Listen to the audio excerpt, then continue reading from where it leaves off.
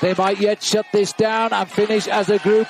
There won't be big gains now, but Contador says, I'm going to go. This guy is so classy. Well, this is amazing. I've got a funny feeling that he may well have had a mechanical incident. I saw a car stopped and he's got a different wheel in at the back there. So he probably have had a mechanical incident. But he's going to try and ride himself back up. How did he get back so fast? Maybe he's running on adrenaline and gone straight through the group. They couldn't counter his move. Arroyo could well be picked up by Alberto Contador here. There he is now, riding like a train. Well, this man is a superb climber. You know, I'm absolutely certain that he had in the gallery there underneath the protective part of the course, he had a mechanical incident and he changed his wheel very quickly with a neutral service vehicle and he wants to ride himself back into this race. Well, this is a free-for-all. It's not the end of the Tour de France today. This is only the end of the second day in the Alps. There's still an awful long way to go to Paris. But you can see how these riders go now. This is a move. And this is Carlos Sastre trying to put matters to right. Desperate moment in the Tour de France, this. Well, Vinokourov has got difficulties now, Phil. He can't stay on the wheel of this acceleration. And finally, Alexander Vinokourov is showing us that he is slightly injured. He's having a chat there on the radio, and he's trying to find his last little bit of rhythm. Well, we're looking down on the lake there as we now continue this little final climb. They're dancing on the pedals here of Alberto Contador, but he's being joined here. That looks like Sastre's got through to him. And just behind is Denny Menchov as well. To now, Phil, for the man who has left this race. He went on the first big categories kind of the Cormet de Roselon, and he's been going ever since. 135 kilometres he's been at or near the front of the race today. Most of it in the last hour or so on his own. Rasmussen now is approaching the finish. We've gone back to Mayo as the flags of Norway fly here. Well, Cadel Evans was just behind there trying to make a move. He sat in the slipstream of Christophe Moreau for an awful long time, but he sees this as a chance to pull himself back a fraction of time as well. Little further back, though, Alexander Vinokourov is riding his own solitary effort, trying to keep in touch in the Tour de France here this afternoon. It's a very difficult ride for that man who's got stitches in his knees and his elbows, but as long as he doesn't lose too much time this afternoon, he will move well up into the top 10 in this race and still be the chance of a winner at the end of the Tour. 400 metres to go for Michael Rasmussen, then the clock will start. And I think he's going to have yellow as well. This has been like he did a year ago at La Toussuire. It's going to be even sweeter because a maillot jaune will await. It has been a ride and a half today. And Denmark have found once more a superstar of cycling.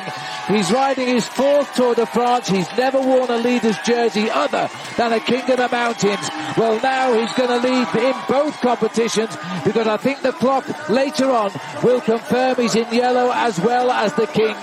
This has been a ride and he'll have scared the race out of their pants today. Tomorrow's a rest day and he deserves it more than anybody else.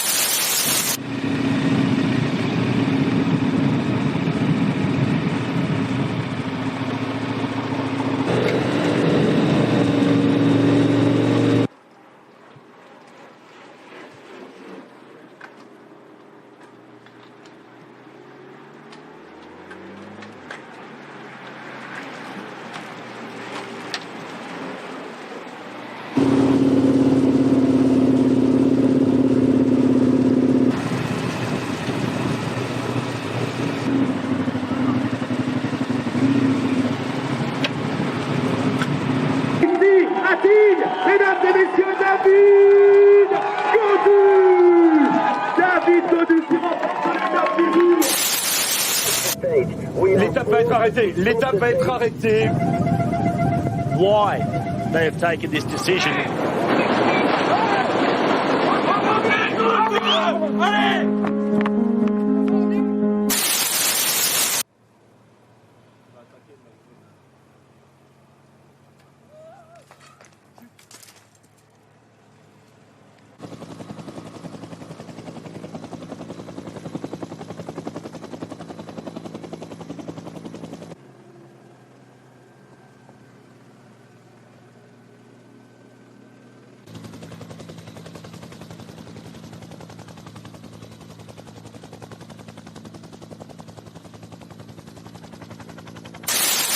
Dans la montée finale vers Tignes, Nairo Quintana ne peut plus suivre le rythme d'O'Connor et d'Higuita, alors que pour Pogačar, tout semble très bien aller. Il donne sa veste tranquillement au motard.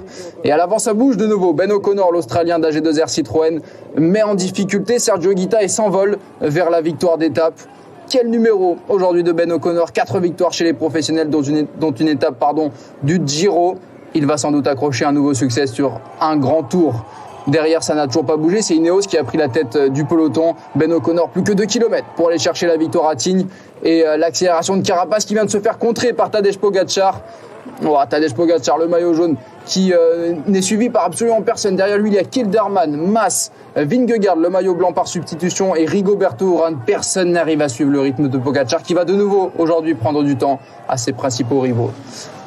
Ben O'Connor qui va faire un excellent coup, la victoire d'étape bien sûr, et elle fait plaisir à son équipe et à lui-même, mais surtout se replacer au général. Il sera désormais deuxième à 2 minutes du phénomène Tadej Pogačar.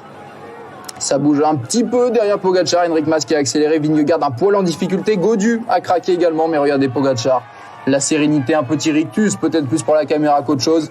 Il termine 6e de l'étape, juste derrière Franck Bonamour, incroyable Français aujourd'hui qui était dans l'échappée, qui a résisté pour prendre la 5e place.